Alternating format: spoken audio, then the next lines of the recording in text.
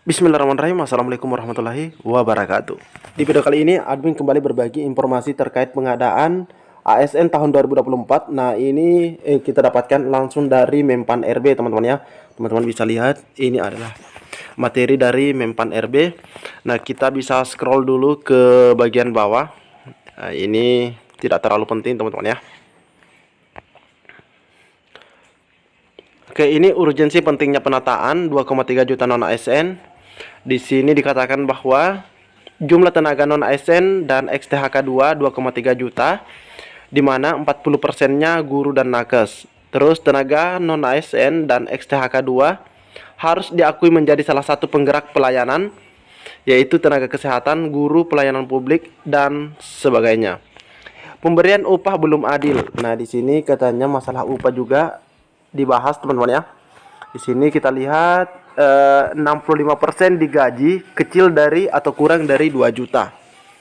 Selanjutnya,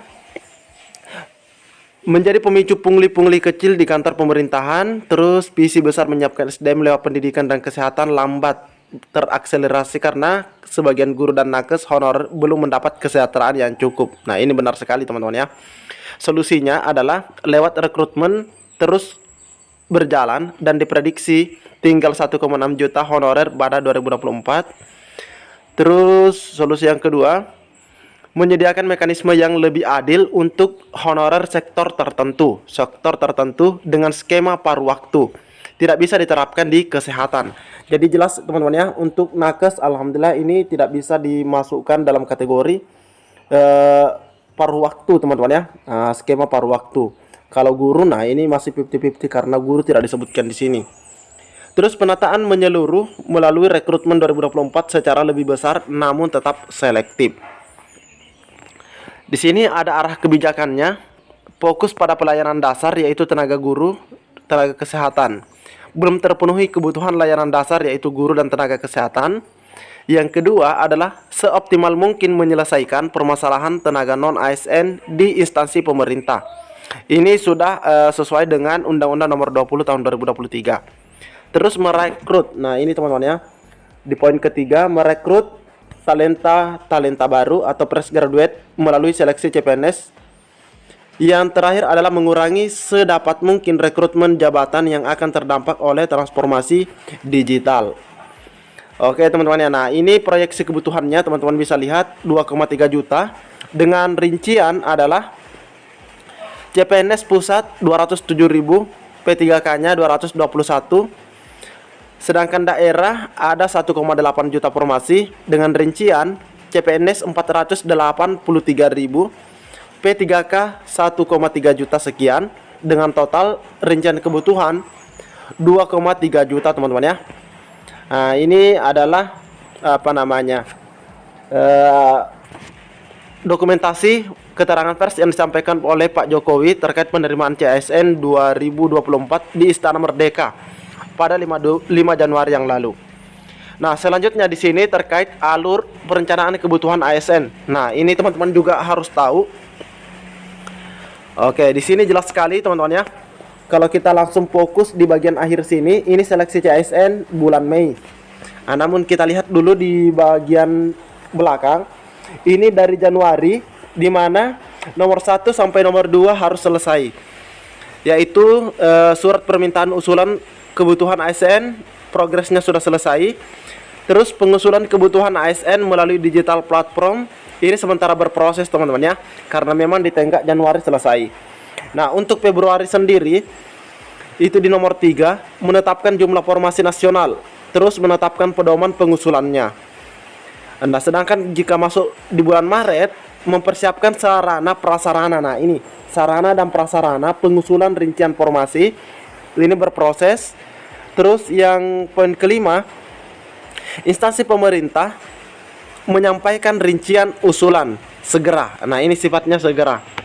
Sedangkan untuk April dari nomor 6, 7 dan 8, yang pertama di nomor 6 di mana validasi formasi berdasarkan angka 5 itu progresnya segera oleh BKN. Sedangkan approval hasil validasi BKN itu sifatnya segera dilakukan oleh Mempan RB. Dan di poin ke-8 adalah kebijakan pengadaan ASN progres segera. Itu di bulan April teman-teman ya. Nah, nanti Mei-nya sudah seleksi CASN. Sudah seleksi teman-teman ya. Nah, selanjutnya surat penyampaian usulan jumlah kebutuhan. Nah, ini teman-teman juga harus tahu surat usulannya. Ini sudah dikeluarkan. Instansi pemerintah mengusulkan kebutuhan ASN dengan wajib memprioritaskan. Nah, di sini ada kata wajib teman-teman ya, memprioritaskan penataan pegawai non ASN atau wajib untuk kebutuhan honorer. Terus pengadaan ASN pada tahun 2024 terdiri atas P3K khusus bagi pelamar non ASN, sedangkan CPNS bagi pelamar umum. Yang selanjutnya dipertimbangkan P3K jabatan pelaksana bagi jenjang pendidikan minimal sekolah dasar. Jadi yang masuk dalam jabatan pelaksana minimal berijazah SD. Selanjutnya pengusulan melalui aplikasi informasi paling lambat 31 Januari. Nah, teman-teman ya. Ini surat tanggal 17. Nah, ini informasi pengusulan kebutuhan ASN tahun 2024 dilakukan sampai dengan tanggal 31 Januari 2024. Nah, ini aplikasinya. Login pada aplikasi informasi, masukkan user ID dan password. Admin yang digunakan sebagai admin instansi. Nah, ini proses pengajuannya. Pengajuan kebutuhan, klik menu pengajuan, klik tombol pengajuan baru untuk menampilkan halaman pengajuan kebutuhan ASN. Nah, selanjutnya pengajuan kebutuhan ASN. Di sini kita lihat di bagian aplikasinya ada ABK ASN, terus ada Bizetin ASN. Pengajuan kebutuhan ASN, ABK atau analisis beban kerja, mengisi jumlah ABK ASN. 2 kali klik pada kolom teknis. Nah, ini sebenarnya dilakukan oleh admin instansi teman-teman ya. Nah, ini pengajuan kebutuhannya. Oke. Nah, di sini juga harus menyampaikan SPTJM. Bahkan templatenya sudah disediakan di aplikasinya teman-teman ya. File yang diunggah harus menggunakan format PDF. File yang diunggah merupakan dokumen final yang telah ditandatangani PPK atau pejabat pembina kepegawaian dan diberi stempel atau dalam bentuk digital signatur, tanda tangan digital teman-teman ya. Pengajuan kebutuhan. Nah, ini apabila kebutuhan ASN sudah diisi dengan dokumen yang sudah diunggah, klik tombol checkbox. Nah, ini ada tombol checkbox, harus diklik, terus disimpan, tombol back untuk kembali pada halaman sebelumnya. Terus di sini di bagian hasil rekapitulasi kebutuhan ASN muncul juga teman-teman ya tampilannya. Apabila dokumen sudah berhasil dapat dilihat, klik menu pengajuan, akan tampil keterangan sebagaimana gambar di samping. Nah, ini kita bisa lihat di sini pengantar SPTJM.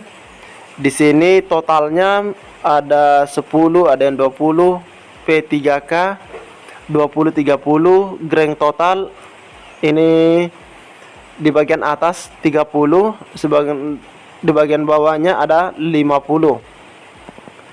Oke, teman-teman ya. Jadi terkait kebijakan ini adalah informasi yang kita dapatkan dari Menpan RB terkait pelaksanaan seleksi CASN tahun 2024. Jadi teman-teman silahkan bersiap-siap sekarang. Insya Allah bulan Mei kita sudah seleksi CASN teman-teman ya. Dan tadi kita bisa lihat juga bahwa untuk per waktu nakes itu tidak termasuk teman-teman ya. Di sini kita bisa lihat di bagian ini teman-teman ya, bisa dilihat sendiri. Undang-undang menyediakan mekanisme yang lebih adil untuk honorer sektor tertentu dengan skema paruh waktu, dalam kurung tidak bisa diterapkan di kesehatan. Berarti dokter, perawat begitu tidak bisa teman-teman ya kalau paruh waktu. Karena kita tahu bahwa untuk di kesehatan itu kadang juga masuk kerja malam teman-teman ya. Pagi mereka sip-sipan juga. Tapi kita tunggu saja selengkapnya. Mungkin cukup sampai di sini informasi yang dapat admin bagikan di video kali ini. Lebih dan kurangnya admin mohon maaf. Assalamualaikum warahmatullahi wabarakatuh.